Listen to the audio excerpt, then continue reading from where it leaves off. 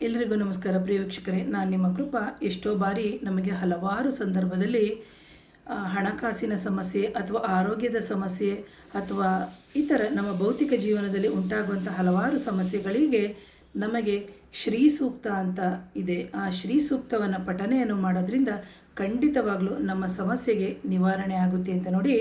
ಶ್ರೀ ಸೂಕ್ತ ಅಂತ ಹೇಳಿದಂತಹ ಸಂದರ್ಭದಲ್ಲಿ ಇದು ಋಗ್ವೇದದಲ್ಲಿ ಬರುವಂಥ ಒಂದು ಮಹತ್ವರವಾದಂತಹ ಸ್ತೋತ್ರ. ಇದು ಲಕ್ಷ್ಮೀದೇವಿಯನ ಸಂಪತ್ತು, ಐಶ್ವರ್ಯ, ಸೌಭಾಗ್ಯಗಳ ದೇವಿಗೆ ಸ್ತುತಿಸುವಂತಹ ಒಂದು ಸಂಕಲನ ಆಗಿರುತ್ತೆ ಅಂತ. ಹಾಗೆ ಶ್ರೀ ಸೂಕ್ತದ ಒಂದು ಸರಳ ಅರ್ಥ ಕನ್ನಡದಲ್ಲಿ ನನಗೆ ಗೊತ್ತಾದ ರೀತಿಯಲ್ಲಿ ನಾನು ಹೇಳ್ತೀನಿ. ಈ ಶ್ರೀ ಸೂಕ್ತವು ಒಟ್ಟು ಹಲವು ಶ್ಲೋಕಗಳಿದೆ. ಇಲ್ಲಿ ಶ್ಲೋಕಗಳ ಸರಳ ಅರ್ಥವನ್ನು ಸಮೇತ ಹೇಳ್ತೀನಿ ನೋಡಿ. ಹಿರಣ್ಯವರ್ಣ ಹರಿಣಿ ಅಂದರೆ ದೇವಿ ಲಕ್ಷ್ಮಿ ಚಿನ್ನದಂತೆ ಪ್ರಕಾಶಮಾನವಾಗಿರ್ತಾಳೆ. ಅವಳು ಸೌಭಾಗ್ಯ ಮತ್ತು ಧನವನ್ನು ಕೊಡ್ತಾಳೆ. ಹಾಗಾಗಿ ನಮ್ಮ ಜೀವನದಲ್ಲಿ ಬೆಳಕು ಮತ್ತು ಐಶ್ವರ್ಯ ಬರಲಿ ಅಂತೇಳಿ ನಾವು ಈ ಶ್ರೀ ಸೂಕ್ತವನ್ನು ಹೇಳ್ಕೊಳ್ಳೋದ್ರಿಂದ ಖಂಡಿತವಾಗ್ಲೂ ಹೆಚ್ಚಿನ ಲಾಭ ಉಂಟಾಗುತ್ತೆ ಅಂತ.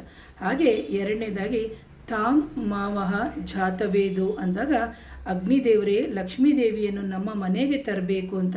ಅಂದರೆ ನಮ್ಮ ಮನೆಗೆ ಧನ, ಸಂತೋಷ ಮತ್ತು ಶಾಂತಿ ಬರಲಿ ಅಂತೇಳಿ. ಹಾಗೆ ಮೂರನೇದು ಅಶ್ವಪೂರ್ವ ರಥ ಮಧ್ಯಮ ಅಂದಾಗ ಲಕ್ಷ್ಮೀದೇವಿ ರಥದಲ್ಲಿ ಬರ್ತಾ ಇದ್ದಾಳೆ, ಆಕೆಯೊಂದಿಗೆ ಐಶ್ವರ್ಯ ಸಮೇತ ಬರ್ತಾ ಇದೆ. ಅಂದರೆ ಇದರ ಅರ್ಥ ಜೀವನದಲ್ಲಿ ನಮಗೆ ಪ್ರಗತಿ ಮತ್ತು ಗೌರವ ಸಿಗಲಿ ಅಂತ ಹೇಳ್ಕೊಂಡು.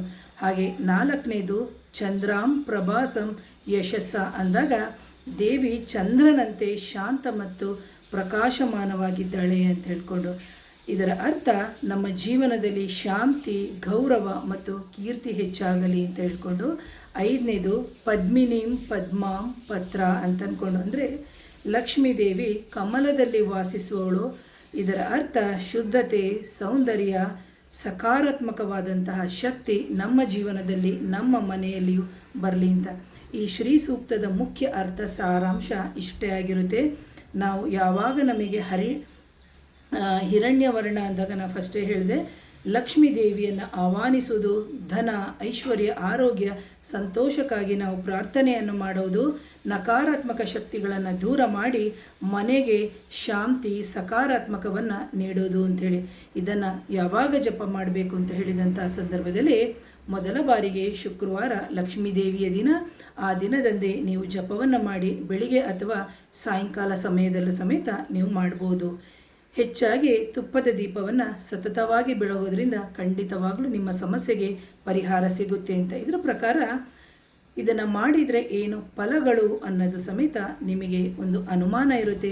ಯಾವಾಗ ನಮಗೆ ಶ್ರೀ ಸೂಕ್ತವನ್ನು ನಂಬಿಕೆಯಿಂದ ನಾವು ಮಾಡಿದಂತಹ ಸಂದರ್ಭದಲ್ಲಿ, ಪಠನೆಯನ್ನು ಮಾಡಿದಂತಹ ಸಂದರ್ಭದಲ್ಲಿ ಹಣದ ಸಮಸ್ಯೆ ಕಡಿಮೆ ಆಗುತ್ತೆ, ಮನೆಯಲ್ಲಿ ಶಾಂತಿ ದೊರೆಯುತ್ತೆ, ಉದ್ಯೋಗ ಮತ್ತು ವ್ಯವಹಾರದಲ್ಲಿ ಬೆಳವಣಿಗೆ ಆಗುತ್ತೆ, ಸೌಲಭ್ಯ ಮತ್ತು ಧನಲಾಭ ಆಗುತ್ತೆ, ಮನೆಯಲ್ಲಿ ನಕಾರಾತ್ಮಕ ಶಕ್ತಿಗಳು ಹೋಗಿ ಸಕಾರಾತ್ಮಕ ಶಕ್ತಿಗಳು ನಿಮ್ಮ ಜೀವನದಲ್ಲಿ ಉಂಟಾಗುತ್ತೆ ಅಂತ ಹೇಳ್ತೀನಿ ಪ್ರಿಯ ವೀಕ್ಷಕರೇ. ಹಾಗಾಗಿ ಇದರದ್ದು ಇನ್ನೂ ಪೂರ್ತಿ ಅರ್ಥ ಇದೆ, ಆದರೆ ನಾನಿವತ್ತು ಬರೀ 4 ವಿಚಾರವಾಗಿ ಮಾತ್ರ ಹೇಳಿದ್ದೀನಿ. ಮುಂದಿನ ವಿಚಾರಗಳನ್ನು ಮುಂದಿನ ನನ್ನ ವಿಡಿಯೋದಲ್ಲಿ ತಿಳಿಸ್ತೀನಿ ಅಂತ ಹೇಳ್ತೀನಿ. ಹಾಗೆ ಎಷ್ಟೋ ಜನಕ್ಕೆ ಮೇಡಮ್ ನಮಗೆ ಪಠನೆ ಮಾಡೋಕ್ಕೆ ಬರಲ್ಲ ಅಂತ ಹೇಳಿದಂಥ ಸಂದರ್ಭದಲ್ಲಿ ಖಂಡಿತವಾಗಲೂ ನೀವು ಭಯಪಡೋ ಅವಶ್ಯಕತೆ ಇಲ್ಲ, ಅಥವಾ ಹೇಳಲಿಕ್ಕೆ ಬರಲ್ಲ ಅಂತ ಹೇಳಿದಂಥ ಸಂದರ್ಭದಲ್ಲೂ ನೀವು ಕೊರಗೋ ಅವಶ್ಯಕತೆ ಇಲ್ಲ. ಅಂಥ ಸಂದರ್ಭದಲ್ಲಿ ನೀವು ನಿಮಗೆ ಯೂಟ್ಯೂಬಲ್ಲಿ ಸಿಗುತ್ತೆ ಶ್ರೀ ಸೂಕ್ತ ಅಂತ ಹೇಳ್ಬಿಟ್ಟು, ಅದನ್ನು ನೀವು ಶ್ರವಣವನ್ನು ಮಾಡೋದ್ರಿಂದ ಖಂಡಿತವಾಗಲೂ ನಿಮಗೆ ಮುಂದಿನ ದಿನದಲ್ಲಿ ಬಾಯಿಪಾಠ ಆಗ್ತಾ ಹೋಗುತ್ತೆ. ಆ ನಂತರದಲ್ಲಿ ಆ ದೇವಿಯ ಒಂದು